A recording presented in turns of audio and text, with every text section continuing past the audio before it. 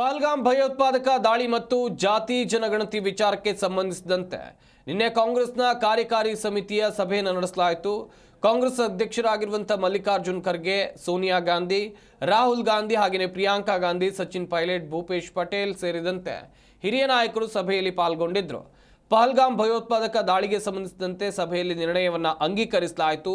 ಈ ಪ್ರಸ್ತಾವನೆಯಲ್ಲಿ ಪಹಲ್ಗಾಮ್ನ ಭದ್ರತೆಯಲ್ಲಿ ಗಂಭೀರ ಲೋಪ ಆಗಿದೆ ಅಂತೇಳಿ ಒಪ್ಪಿಕೊಳ್ಳಲಾಗಿದೆ. ಪಹಲ್ಗಾಮ್ ಭಯೋತ್ಪಾದಕ ದಾಳಿ ನಂತರ ಏಪ್ರಿಲ್ 24ರಂದು CWC ಕಾಂಗ್ರೆಸ್ ವರ್ಕಿಂಗ್ ಕಮಿಟಿಯ ತುರ್ತು ಸಭೆಯನ್ನು ನಡೆಸಲಾಯಿತು ಅಂತೇಳಿ ಮಲ್ಲಿಕಾರ್ಜುನ್ ಖರ್ಗೆ ಅವರು ಹೇಳಿದ್ದಾರೆ. ಅಂದು ಒಂದು ನಿರ್ಣಯವನ್ನು ಅಂಗೀಕರಿಸಿದ್ದೇವೆ. ಭಯೋತ್ಪಾದನೆಯ ವಿರುದ್ಧ ಹೋರಾಟದಲ್ಲಿ ಮತ್ತು ಭಯೋತ್ಪಾದಕರಿಗೆ ಪಾಠ ಕಲಿಸುವಲ್ಲಿ ಸರ್ಕಾರಕ್ಕೆ ಸಾಧ್ಯ ಇರುವಂಥ ಎಲ್ಲ ಬೆಂಬಲವನ್ನು ನೀಡ್ತೇವೆ ಅಂತ ಹೇಳಿದ್ದೇವೆ. ಆದರೆ ಈ ಘಟನೆ ನಡೆದು ಹಲವು ದಿನಗಳಾದರೂ ಸರ್ಕಾರದಿಂದ ಯಾವುದೇ ಸ್ಪಷ್ಟ ಕಾರ್ಯತಂತ್ರ ಹೊರಹೊಮ್ಮಿಲ್ಲ ಅಂತೇಳಿ ಹೇಳಿದರು.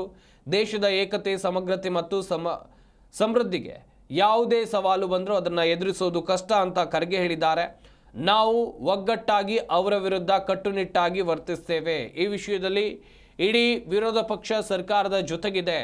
ನಾವು ಈ ಸಂದೇಶವನ್ನು ಇಡೀ ಜಗತ್ತಿಗೆ ಕೊಟ್ಟಿದ್ದೇವೆ.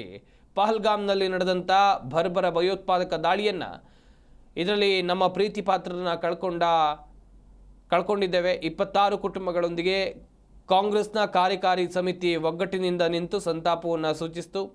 ಈ ಕುಟುಂಬಗಳ ನೋವು ಇಡೀ ರಾಷ್ಟ್ರದ ನೋವು. ಕಾಂಗ್ರೆಸ್ ಕಾರ್ಯಕಾರಿ ಸಮಿತಿ ಅವರೊಂದಿಗೆ ಕೇವಲ ಮಾತಿನಲ್ಲಿ ಮಾತ್ರ ಅಲ್ಲ, ಶಾಶ್ವತ ಒಗ್ಗಟ್ಟಿನಲ್ಲೂ ನಿಂತಿದೆ ಅಂತ ನಾಯಕರು ಹೇಳಿದ್ದಾರೆ.